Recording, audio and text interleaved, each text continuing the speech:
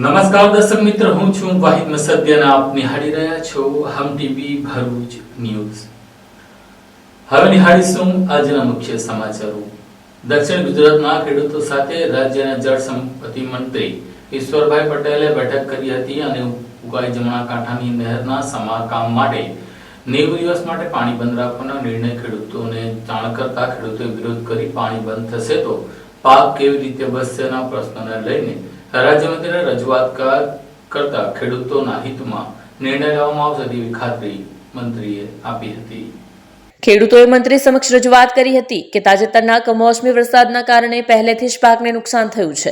જો હવે 3 મહિના સુધી નહેરમાં પાણી નહીં મળે તો રવિ સહિત 3 પાક સંપૂર્ણપણે બગડી જશે અને ખેડૂતોને કરોડોનું આર્થિક નુકસાન વેઠવું પડશે. મંત્રીએ ખેડૂતોની માંગણીઓ સંભળાવી અને આશ્વાસન આપ્યું કે ખેડૂતોના હિતમાં યોગ્ય નિર્ણય લેવામાં આવશે. સાથે જ આ મામલે મુખ્યમંત્રી ભૂપેન્દ્ર પટેલ સાથે ચર્ચા કર્યા બાદ જ અંતિમ નિર્ણય લેવાશે એવું પણ જણાવ્યું હતું. તંત્ર દ્વારા 1 ડિસેમ્બરથી 28 ફેબ્રુઆરી સુધી નહેરમાં પાણી પુરવઠો બંધ રાખી સમારકામ કરવાની યોજના છે, પરંતુ ખેડૂતોનો મત એ છે કે આ કામકાજ 1 વર્ષ મુલતવી રાખવામાં આવે જેથી હાલની તાત્કાલિક કૃષિ પરિસ્થિતિ પર અસર ન થાય. હાલ પાણી પુરવઠો બંધના નિર્ણયને લઈને ખેડૂતોમાં ઉગ્ર નારાજગી છે. જો માંગણી સ્વીકારવામાં નહીં આવે તો આંદોલનના સંકેત પણ મળી રહ્યા છે. હવે જોવાનું રહેશે કે રાજ્ય સરકાર ખેડૂતોના આ પ્રશ્નને લઈને કયો નિર્ણય લે છે.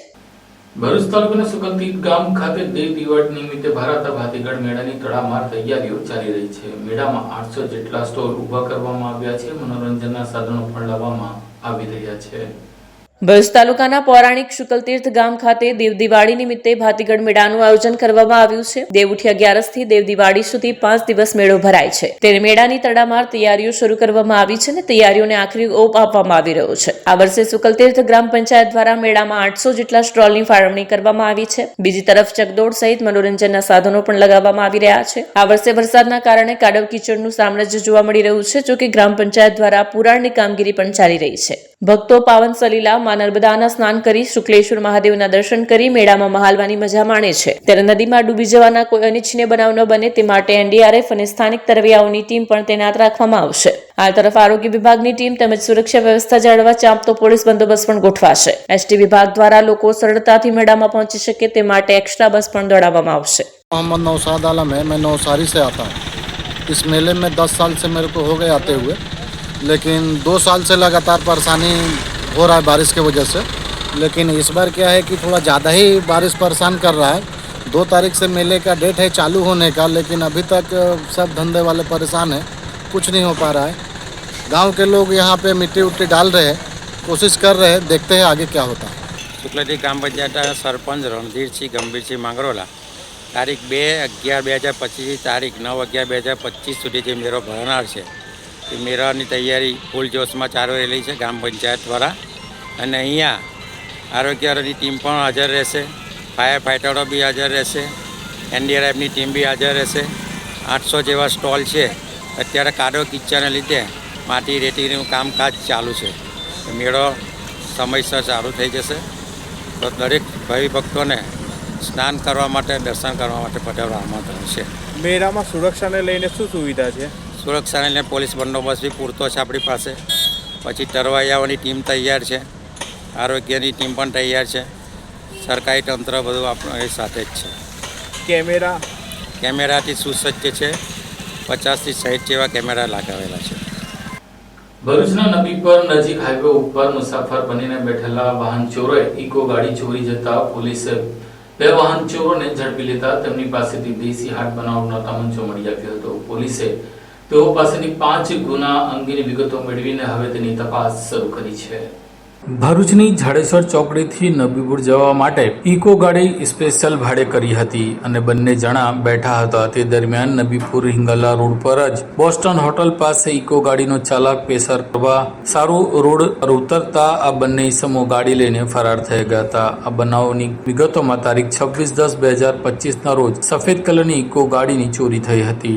આ મામલે ભરૂચ શહેર એ ડિવિઝન પોલીસ અને એલસીબી પોલીસને પાક્કી બાતમી મળી હતી કે બંને ઈસમો ગાડી લઈને નબીપુર હિંગલ ચોકડી તરફથી આવી રહ્યા છે. આથી પોલીસે ટીમ બનાવીને વોચ ગોઠવી હતી, જેને લઈને તેઓ બંને ગાડી લઈને આવતા તેને પકડી લીધા હતા. બંને ઈસમોની અંગ ઝડપી કરતા તેમાં શોનું મુન્નાલાલ સાહુ પાસેથી દેશી હાટ બનાવટની 2 ટ્રિગરવાળો દેશી તમંચો મળી આવ્યો હતો અને તે તમંચો તેણે રાજેશ ચૌધરી પાસેથી ખરીદ્યો હતો, જે બાબતે પોલીસે તેઓની અટક કરી હતી અને તેઓ પાસેથી વધુ વિગતો પૂછતા તેઓ અનેક ચોરીના ગુનામાં પણ સંડોવાયેલા હોવાનું બહાર આવ્યું હતું. પોલીસ હમણાં સુધીમાં 5 જેટલા ગુનાઓમાં તેઓ સામેલ હોવાનું બહાર આવ્યું હતું, જેને લઈને સી ડિવિઝન પોલીસે બંનેની તપાસ શરૂ કરી છે. આમોદ તાલુકાના ઇખર ગામની કરકા કોલોનીમાં ઘરમાં પત્તા પાનાનો જુગારધામ ચલાવતા લોકોને ઝડપી લીધા હતા. 9 જુગારીઓને ઝડપી લઈ 8.5 લાખનો મુદ્દામાલ કબજે કર્યો હતો. ભરૂચ લોકલ ક્રાઇમ બ્રાન્ચને મળેલી બાતમીના આધારે આમોદ પોલીસ મથક વિસ્તારમાં આવેલા ઇખર ગામ ખાતે હાર જીતનો જુગાર રમી રમાડવામાં આવે છે તેવી બાતમી મળી હતી, જેને લઈને લોકલ ક્રાઇમ બ્રાન્ચની ટીમ બાકી બાતમીના આધારે ઇખર ગામ ખાતે કરકા કોલોનીમાં પહોંચી હતી. ત્યાં ઇકબાલ ખાં ઇબ્રાહીમ ખાં પઠાણના ઘરે રેડ કરતા ઉપલા માળે એક રૂમમાં અયુબ ઇબ્રાહીમ પઠાણનો બહારના માણસો બોલાવીને જુગાર રમી રમાડી રહ્યો હતો, જેને લઈને પોલીસે રેડ કરતા તમામ 9 લોકો હાર જીતનો જુગાર રમતા ઝડપાયા હતા. પોલીસે રોકડા રૂપિયા, કાર સહિત મળી કુલ 8,51,000 રૂપિયાનો મુદ્દામાલ કબજે કર્યો હતો. તમામ સામે આમોદ પોલીસ મથકમાં ગુનો દાખલ કરાવી આગળની વધુ તપાસ હાથ ધરી હતી. દિવાળી આવી રહી છે.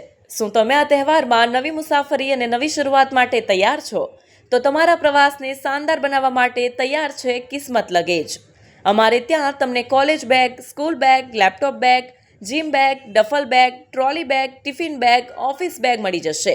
અને હા, NRI તથા ઉમરા બેગ બનાવટના અમે સ્પેશિયાલિસ્ટ છીએ.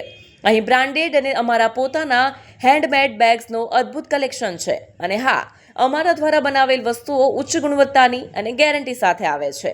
તમામ પ્રકારના બેગનું સમારકામ પણ મિનિટોમાં કરી આપીશું. ખાસ કરીને આ દિવાળી માટે ધમાકેદાર Diwali offer. Trolley bag 2 piece set માત્ર ₹2500માં અને સાથે જ એરિસ્ટોક્રાઇટ કંપનીના બેગ 3 પીસ સેટ માત્ર ₹5999માં. આલ્ફા VIP કંપનીના બેગ 3 પીસ સેટ માત્ર ₹4999માં અને અન્ય બ્રાન્ડેડ તેમજ self made bag 3 piece set માત્ર ₹5000થી શરૂ. તો આટલી મોટી ઓફર ચૂકશો નહીં. આજે જ મુલાકાત લો કિસ્મત લગેજ, અંકલેશ્વર સિટી રેલવે સ્ટેશનની બહાર, સ્ટેશન રોડ, અંકલેશ્વર. અને હા, અમારે ત્યાં ઓર્ડર પ્રમાણે બેગ પણ કસ્ટમાઇઝ કરીને બનાવી આપવામાં આવશે.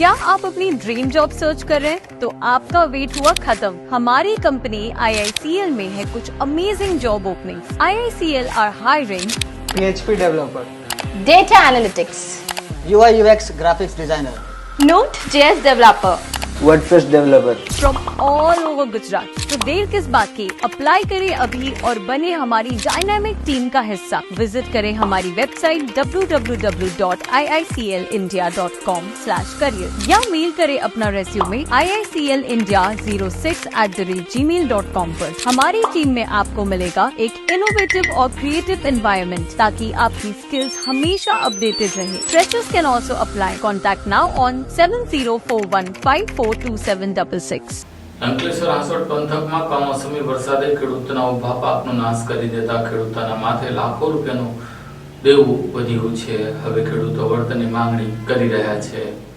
હાંસોટ તાલુકામાં છેલ્લા કેટલાક દિવસોથી પડેલા કમોસમી વરસાદે ખેતીને મોટો ઝટકો આપ્યો છે. ખેતરોમાં ઉભેલો ડાંગરનો પાક સંપૂર્ણ ભીનો થઈ ગયો છે અને દાણા ખેતરમાં જ ફૂલીને અંકુરિત થઈ ગયા છે. ખેડૂતો કહે છે કે ફક્ત થોડા દિવસનો સમય રહેતો તો પાક કાપણી માટે ખેતરમાંથી નીકળી જાય, પરંતુ વરસાદે તેમની આખી મહેનત પર પાણી ફેરવી દીધું છે. હવે બજારમાં પાક વેચી શકાતો નથી. અમને ભરપાઈ મળી રહે તેવી માંગ છે. અંકુરિત થઈ ગયેલો ડાંગર બજારમાં કોઈ પણ મૂલ્ય મેળવશે નહીં, એટલે ઘણા ખેડૂતોને પાક ખેતરમાં જ નાશ કરવો પડી રહ્યો છે. વર્ષોની મહેનત, ખર્ચ અને આશા બધું જ પાણીમાં વહી ગયું છે. કમોસમી વરસાદથી નુકસાન પામેલા હાંસોટના ખેડૂતો હવે સરકારની મદદની રાહ જોઈ બેઠા છે. ડાંગરના પાકને થયેલા નુકસાન અંગે હજી સુધી સરકાર તરફથી કોઈ સત્તાવાર જાહેરાત થઈ નથી, પરંતુ ખેડૂતો સંગઠિત થઈને વળતરની માંગ કરી રહ્યા છે. આ મુદ્દે સરકાર શું પગલું ભરે છે તે જોવું રહ્યું. અંકલેશ્વર શહેર પોલીસ મથકમાં તોફાનમાં સંડોવાયેલો અને 21 વર્ષથી નાસ્તા પડતો મહેશ વસાવાને પોલીસે ફૂલવાડી ગામ ખાતેથી ઝડપી લીધો હતો. અંકલેશ્વર શહેર પોલીસ સ્ટેશનના ગુના નંબર 61/2004 હેઠળ ઈપી કોડની કલમ 143, 147, 153 અને 336 મુજબ રાયોટિંગનો ગુનો નોંધાયો હતો. આ ગુનામાં સંડોવાયેલો આરોપી મહેશ લક્ષ્મણ વસાવા, ઉંમર લગભગ 50 વર્ષ, છેલ્લા 21 વર્ષથી નાસ્તો ફરતો હતો. અંકલેશ્વર ડિવિઝન પોલીસે હ્યુમન ઇન્ટેલિજન્સ તેમજ ટેકનિકલ સર્વેલન્સના આધારે ઝઘડિયા તાલુકાના ફૂલવાડી વિસ્તારમાંથી તેને ઝડપી લીધો હતો. પોલીસ પૂછપરછ દરમિયાન આરોપીએ ગુનાની કબૂલાત કરી હોવાનું સૂત્રો દ્વારા જાણવા મળ્યું છે. હાલ આરોપી સામે ભારતીય નાગરિક સુરક્ષા સંહિતા મુજબ આગળની કાર્યવાહી કરવામાં આવી રહી છે. ભરૂચ એસઓજી પોલીસે છેતરપિંડીના ગુનામાં 20 વર્ષથી નાસ્તા પડતા આરોપીને મહારાષ્ટ્ર ઝડપી લઈ ભરૂચ શહેર એ ડિવિઝન પોલીસના હવાલે કર્યો હતો. ભરૂચ એસઓજી ટીમને મળેલી ચોક્કસ બાતમીના આધારે ભરૂચ શહેર એ ડિવિઝન પોલીસ મથકનો છેતરપિંડીનો આરોપી ગિરીશ રાધેશ્યામ સહાની રહે 207-208 ક્લાર્ક ટાઉન જય ક્રાંતિ એપાર્ટમેન્ટ, કડબી ચોક, નાગપુર, મહારાષ્ટ્ર હાલ તેના ઘરે હાજર છે. જે હકીકત આધારે પોલીસે આરોપીની ધરપકડ કરી હતી. એસઓજીએ આરોપીને એ ડિવિઝન પોલીસને હવાલે કર્યો હતો. આરોપી છેતરપિંડીના ગુનામાં છેલ્લા 20 વર્ષથી ફરાર હતો, જેને ઝડપી પાડવામાં સફળતા મળી છે. વાલિયાની ગણેશ સુગર ફેક્ટરી ખાતે કથાકાર રમેશ ઓઝાએ ટૂંકું રોકાણ કરતા ડાયરેક્ટર અને કર્મચારીઓ આશીર્વાદ લેવા માટે ઉમટ્યા હતા. વાલિયા તાલુકા વટારિયા ગામ સ્થિત આવેલ ગણેશ સુગર ફેક્ટરી ખાતે શ્રીમદ ભાગવતમ કથાકાર રમેશભાઈ ઓઝાએ સુગર ફેક્ટરી ખાતે ટૂંકું રોકાણ કર્યું હતું અને સુગરના ડિરેક્ટરો અને કર્મચારીઓને આશીર્વાદ આપ્યા હતા. વાલિયા ખાતે આયોજિત શ્રીમદ ભાગવત કથા મહાપુરાણના પાવન પ્રસંગ પૂર્ણાહુતિ બાદ કથાકાર રમેશ ઓઝા વડોદરા જતા પહેલા વાલિયા તાલુકાના વટારિયા ગામ પાસે આવેલ ગણેશ સુગર ફેક્ટરી ખાતે ટૂંકું રોકાણ કર્યું. આ રોકાણ દરમિયાન સુગરના દરેક કર્મચારી અને ચેરમેન મહેન્દ્રસિંહ મહેડા તથા ડિરેક્ટર તેમજ મેનેજિંગ ડિરેક્ટર અંબુભાઈ નાણાને આશીર્વાદ આપ્યા હતા તેમજ ગણેશ સુગરની ઉત્તરોત્તર પ્રગતિ કરે તેવા આશીર્વાદ પણ આપ્યા હતા. આ સાથે બીબી ભરૂચના સમાચાર પૂર્ણ થાય છે. આવતીકાલે ફરી મળીશું. ત્યાં સુધી રજા આપશો. નમસ્કાર.